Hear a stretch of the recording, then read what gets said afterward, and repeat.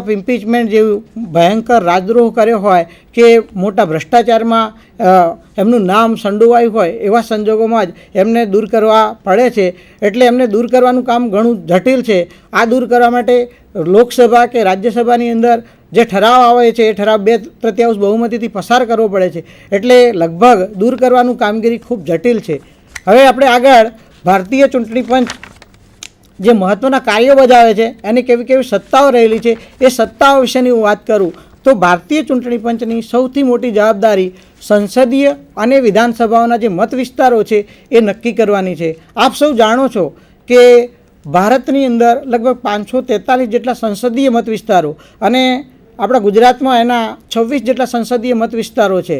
આ સંસદીય મત વિસ્તારો પ્રાદેશિક ધોરણે નક્કી થયેલા છે અને પ્રાદેશિક ધોરણે નક્કી થયેલા આ સંસદીય મત વિસ્તારો તથા આપણા ગુજરાતનો દાખલો લઈએ તો ગુજરાતમાં 182 જેટલા વિધાનસભા મત વિસ્તારો નક્કી થયેલા છે. તો આ મત વિસ્તારો નક્કી કરવાની જે જવાબદારી છે એ ભારતના ચૂંટણી પંચને માથે છે. એટલે એ એક મહત્ત્વનું કામ કરે છે. એ એની સત્તામાં આવતી વસ્તુ છે.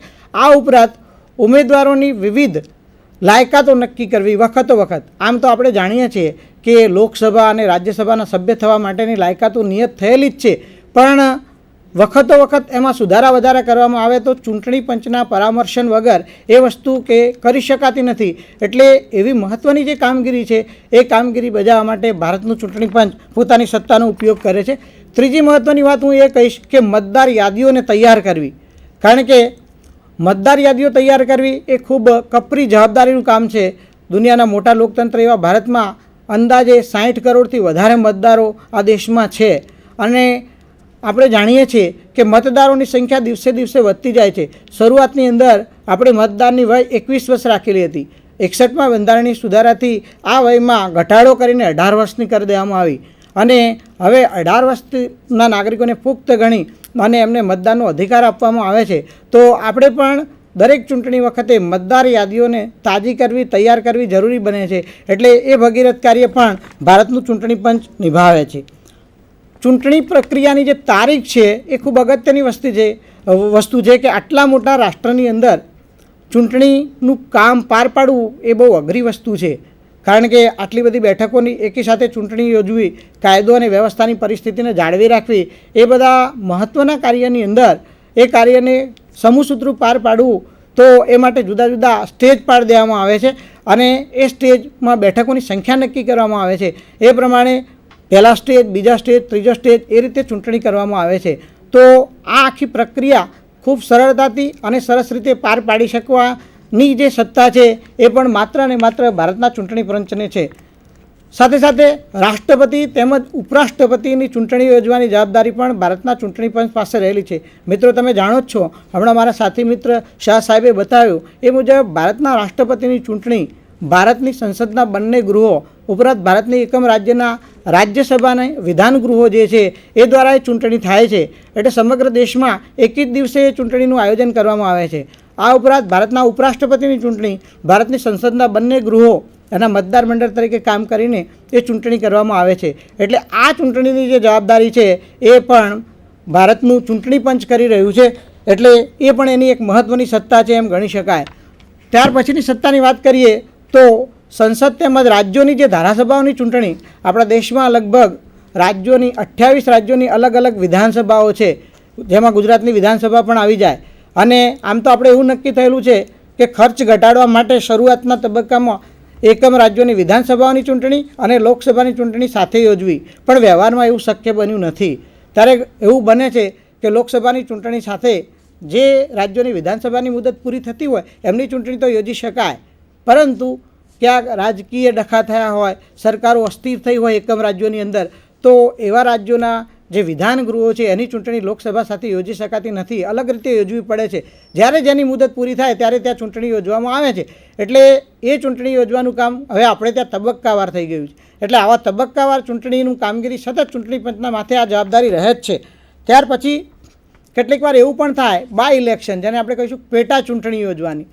ઘણી વખત એવું પણ બનતું હોય છે કે કોઈ સંસદ સભ્ય અથવા કોઈ એકમ રાજ્યના વિધાનસભાના સભ્ય પોતાની બેઠક ઉપરથી રાજીનામું આપી દે અથવા દુર્ભાગ્યપૂર્ણ રીતે ક્યારેક એવું પણ બને કે તેઓ શ્રીનું અવસાન થાય ત્યારે આ બેઠક ખાલી પડે. ત્યારે આ ખાલી થયેલી બેઠકનું પણ આપણા બંધારણ મુજબ નિયત થયેલી મુદતમાં ત્યાં ચૂંટણી કરાવવી જરૂરી છે. એટલે એ ચૂંટણી પંચને માથે પેટા ચૂંટણી યોજવાની જે કામગીરી છે એ પણ એટલી જ અગત્યની છે. એટલે પેટા ચૂંટણી યોજવાની જવાબદારી પણ ભારતીય ચૂંટણી પંચ નિભાવે છે. ત્યાર પછી જોઈએ તો ચૂંટણીના સંચાલનનું જે કાર્ય છે, મેનેજમેન્ટનું જે કાર્ય છે, સરળતાથી ચૂંટણીનું ભગીરથ કાર્ય પાર પાડવું પડે એ માટે આટલા મોટા દેશની અંદર સંચાલન કરવા માટે ઘણા મોટા સ્ટાફની જરૂર પડે. મેં શરૂઆતમાં ચૂંટણી પંચની રચનાની કામગીરીમાં તમને કહ્યું કે એક સમય એક સભ્યથી ચૂંટણી પંચ ચાલતું હતું. 1993 પછી એ 3 સભ્યોનું ચૂંટણી પંચ બનેલું છે અને આ 3 સભ્યોનું ચૂંટણી પંચ આટલા મોટા કાર્યને પાર પાડવા માટે નિયમિત તો એનો સ્ટાફ છે નહીં. કાયદો અને વ્યવસ્થાની પરિસ્થિતિ જાળવવી પણ જરૂરી બને છે. તો એવા સંજોગોની અંદર ચૂંટણી પંચ શું કરે છે?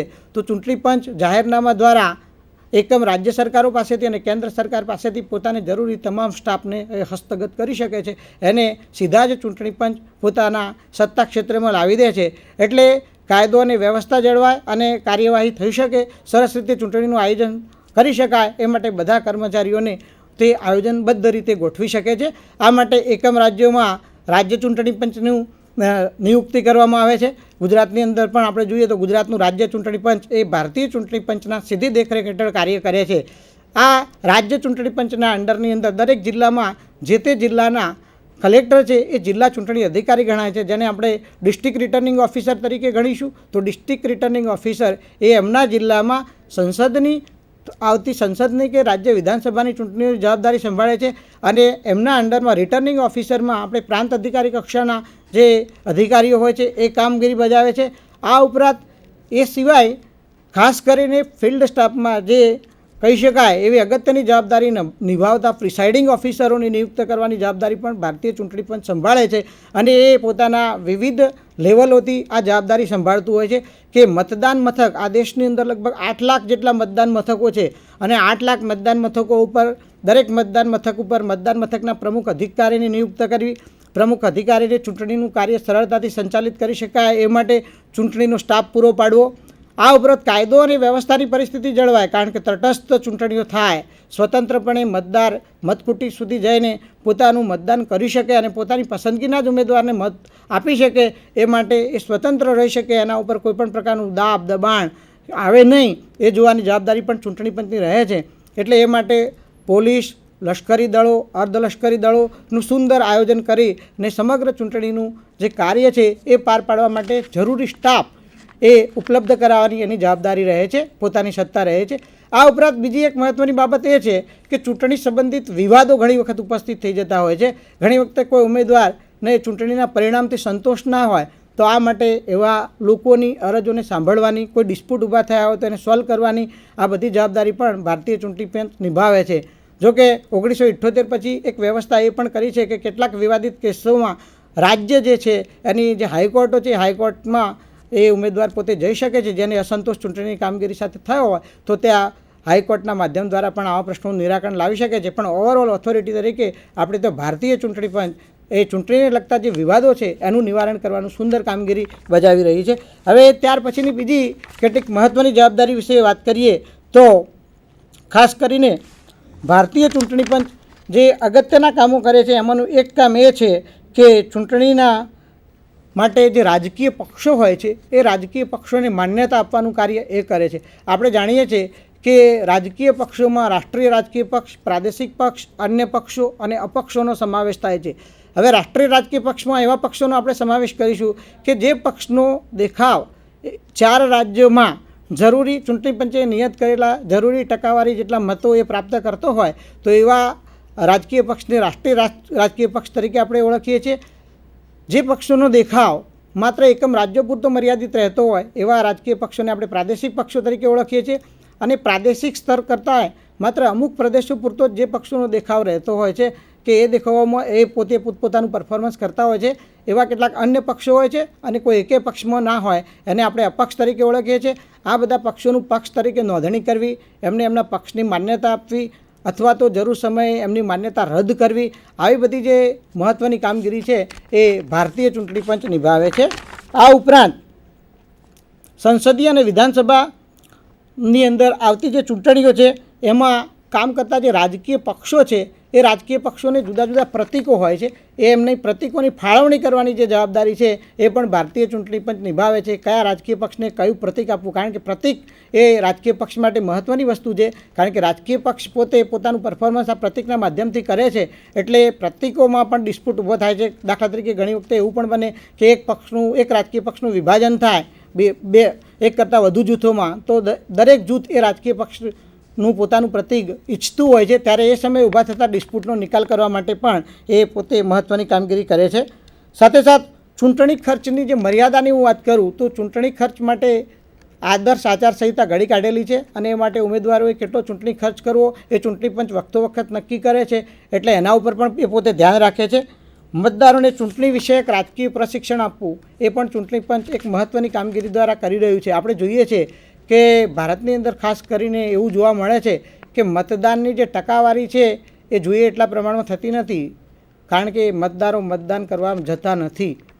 વધુમાં વધુ 60% સુધી મતદાન થતું હોય, એવરેજ મતદાન, એવું આપણને જાણવા મળ્યું છે. આનો અર્થ એ થયો કે 40% મતદારો ભારતના મતદાન કરવા જતા નથી. આ મતદારો કેમ મતદાન કરવા જતા નથી એ માટે ખાસ કરીને ચૂંટણી પંચ એમને રાજકીય પ્રશિક્ષણ આપવાની કામગીરી કરે છે. જ્યારે ચૂંટણી આવે ત્યારે મતદારો મતદાન કરવા જાય, એમના કિંમતી મતનું સત્તા પરિવર્તનમાં શું મહત્ત્વ રહેલું છે એ મહત્ત્વ એ પોતે સમજાવે છે અને પોતે પોતપોતાના પસંદગીના ઉમેદવારોને સ્વતંત્ર રીતે ચૂંટી કાઢે, કોઈપણ પ્રકારના દાબ દબાણમાં આવ્યા સિવાય એ કરે એ માટે વખત આવું પ્રશિક્ષણ આપવું, એ માટેના શિબિરો યોજવી, સેમિનારો કરવા, એ બધી જવાબદારી પણ ભારતીય ચૂંટણી પંચ નિભાવી રહ્યું છે. ત્યાર પછી એક મહત્ત્વનો મુદ્દો એ છે ચૂંટણી વિષયક સુધારા. હવે ચૂંટણી વિષયક સુધારાની અંદર એવું કહી શકાય કે ચૂંટણી વિષયક સુધારા એ સતત ચાલતી પ્રક્રિયા છે અને આ પ્રક્રિયામાં અનુભવે ચૂંટણી પંચને એવું જણાય કે કેટલીક બાબતે અરજદારો પાસેથી, ઉમેદવારો પાસેથી કે સરકારમાંથી સજેશનો આવતા હોય, વિરોધ પક્ષ તરફથી સજેશનો આવતા હોય, ત્યારે એવા મહત્ત્વના સુધારા કરવા માટે એ પોતે કટિબદ્ધ બને છે અને એ માટે સરકારને માર્ગદર્શન આપે છે, પરામર્શન કરે છે અને એ પરામર્શન નીચે આપણે તો ઇલેક્શન અંગેના જે રિફોર્મ્સ છે એ પાસ કરવામાં આવે છે. ઘણા બધા ચૂંટણી વિષયક સુધારા માટે હવે આપણું ભારતીય ચૂંટણી પંચ સતત સક્રિય થઈ ગયું છે. ત્યાર પછી એક મહત્ત્વની વાત આવે આદર્શ આચારસંહિતાનું પાલન કરાવવું, કારણ કે આપણે જાણીએ છીએ કે ચૂંટણીની પ્રક્રિયા શરૂ થઈ જાય ત્યારથી દેશની અંદર આખું રાજકીય માહોલ ઊભો થઈ જાય છે અને જ્યારે આવો મોટો રાજકીય માહોલ ઊભો થઈ જાય એ સમયે જો આચારસંહિતા ન હોય તો દરેક ઉમેદવાર પોતાની મન ફાવે એ રીતે પ્રચાર કરી શકે અને આમ આદમીને કે સામાન્ય નાગરિકને ડિસ્ટર્બ કરી શકે. એટલે આવું ન થાય એ માટે આદર્શ આચારસંહિતા બધા રાજકીય પક્ષો અને ચૂંટણી પંચ સાથે મળીને ઘડી કાઢે છે અને ચૂંટણી પંચ એનું મોનિટરિંગ કરવાનું કાર્ય કરે છે. આદર્શ આચારસંહિતાનું પાલન થાય છે કે કેમ, એનો કોઈ જગ્યાએ ભંગ થાય તો કાયદામાં જે જોગવાઈ છે, આદર્શ આચારસંહિતામાં જે જોગવાઈ કરી છે એ જોગવાઈ મુજબ ચૂંટણી પંચ પોતે પગલાં લે છે અને આ માટે ચૂંટણીની કામગીરી પણ સરળ રીતે ચાલે છે કે નહીં એ જોવા માટે હવે તો છેલ્લે ભારતીય ચૂંટણી પંચે આ કામગીરીના ઓબ્ઝર્વેશન માટે જુદા જુદા નિરીક્ષકો એટલે કે ઓબ્ઝર્વરોની નિયુક્તિ કરે છે અને 5 જ્યાં મતદાન મથકો એકી સાથે હોય, એક જગ્યાએ આવેલા હોય એવી જગ્યાએ માઇક્રો ઓબ્ઝર્વરની નિયુક્તિ પણ કરવામાં આવે છે. એટલે એ દૃષ્ટિએ આપણે જોવા જઈએ તો આ પણ એક મહત્ત્વની કામગીરી કરે છે. આ ઉપરાંત મુક્ત અને ન્યાયી ચૂંટણીઓ થાય તે માટેના સ્ટાફની જે મેં અગાઉ વાત કરી એ બધું નિયુક્ત કરવાની જવાબદારી પણ ભારતીય ચૂંટણી પંચ નિભાવે છે. તો આ બધી જે સત્તાઓ છે, ભારતીય ચૂંટણી પંચની સત્તાઓની વાત કરી. હવે કેટલાક મહત્ત્વના સુધારાઓ વિશે આપણે જોઈશું કે ભારતીય ચૂંટણી પંચ કેવા સુધારા કરવા માગે છે.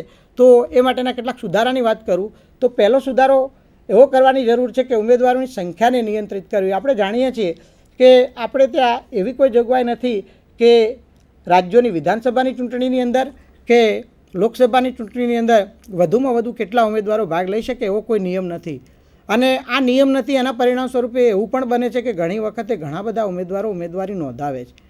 1996માં 11મી લોકસભાની જે ચૂંટણી થઈ એ 11મી લોકસભાની ચૂંટણીમાં તમિલનાડુ રાજ્યનું તમને દાખલો આપું તો એક એવો મત વિસ્તાર હતો કે જ્યાં 1000 કરતાં વધુ ઉમેદવારોએ ઉમેદવારી નોંધાવેલી.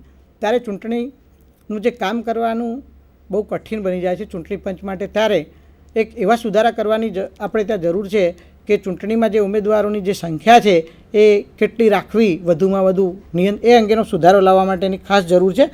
બીજી વાત એ છે કે આદર્શ આચારસંહિતાને કાયદેસરનું સ્વરૂપ આપવું, કારણ કે આપણે જાણીએ છીએ કે આચારસંહિતા વખત ઘડાતી હોય છે અને એ મહત્ત્વની કામગીરીની અંદર રાજકીય પક્ષો અને ચૂંટણી પંચ સાથે મળીને કરે છે, પણ એને એક કાયદાનું સ્વરૂપ કે વૈધાનિક સ્વરૂપ આપવામાં આવતું નથી અને વૈધાનિક સ્વરૂપ આપવામાં આવતું ન હોવાને કારણે ચૂંટણી પંચની મર્યાદામાં રહીને કામ કરવું પડે છે. એટલે એ મર્યાદા દૂર થાય અને એની સત્તા વિસ્તૃત રીતે એનો એ ઉપયોગ કરી શકે એ માટે કાયદેસરનું સ્વરૂપ આપવા માટેની એક મહત્ત્વની સુધારો કરવાની જરૂર છે. ત્રીજી વાત છે ઉમેદવારોના ચૂંટણી ખર્ચને નિયંત્રિત કરવો. આજકાલ આપણે બધા જોઈએ છે કે ઉમેદવારો ચૂંટણીની પાછળ બેફામ ખર્ચ કરે છે અને આ બેફામ ખર્ચ ઓવરઓલ તો આપણી બધા ભારતના પ્રજાજનો ઉપર જ થાય છે. ત્યારે આ ખર્ચને નિયંત્રિત કરવો જરૂરી છે.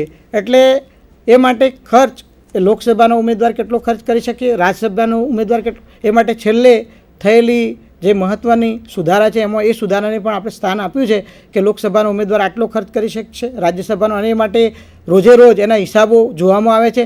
ચૂંટણીનું કાર્ય પૂરું થાય પછી 1 મહિનાની અંદર જે તે ઉમેદવારને પોતાના હિસાબો સબમિટ કરાવવા પડે છે. બીજી વાત એ છે કે એકના એક ઉમેદવાર વધુ બેઠકો ઉપર ઊભા રહે એ પણ, અને જ્યારે એક કરતાં વધુ બેઠક ઉપર ચૂંટાઈને આવે ત્યાર પછી બાકીની બેઠકો ઉપરથી રાજીનામું આપે છે, એ પણ આપણે ત્યાં એ વિશે પણ સુધારો કરવાની જરૂર છે.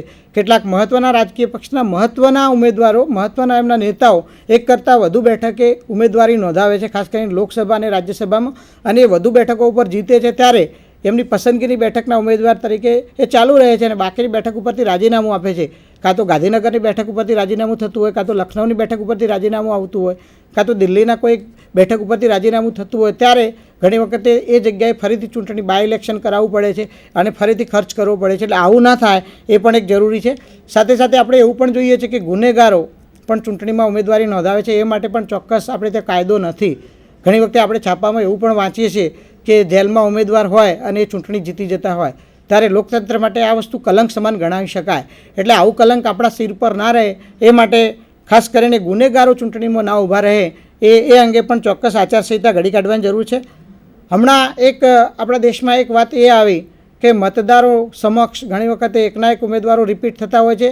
સાથે સાથે આપણે જોઈએ છીએ કે જે રીતે ઉમેદવારોની પ્રજા ઓળખે છે એમાંથી કોઈ ઉમેદવારને પ્રજા પસંદ કરવા ઈચ્છતી હોતી નથી અને આ માટે પ્રજા પાસે કોઈ વિકલ્પ નથી હોતો, ત્યારે ગમે તે ઉમેદવાર ઉપર એને મત્તું મારવું પડે છે. એટલે આ ના થાય એ માટે હમણાં સમગ્ર દેશમાંથી એક એવી માગણી આવી છે કે દાખલા તરીકે 5 ઉમેદવારો ચૂંટણીમાં ઊભા રહ્યા હોય તો એક છઠ્ઠું કોલમ એવું પણ રાખવું જોઈએ કે જે કોલમમાં ઉપરના 5 ઉમેદવારમાંથી કોઈને મત આપવા મતદાર માગતો નથી. અને એ માગણી હમણાં આવેલી છે, એને કહે છે રાઇટ ઓફ રિજેક્ટ. એટલે કે 5 ઉમેદવારોને રિજેક્ટ કરવાનો જનતા, અને આ પણ ગણતરી વખતે આ રાઇટ ઓફ રિજેક્ટની પણ ગણતરી કરવામાં આવે અને એ અંગે યોગ્ય નિર્ણય થાય અને આખરી પરિણામ એને ધ્યાને રાખીને કરવામાં આવે એવી એક માગણી છે. રાજકીય પક્ષો માટે ચૂંટણી ભંડોળ માટે આપણે ત્યાં કોઈ વ્યવસ્થા નથી, માટે ઘણી વખતે બહુ મોટો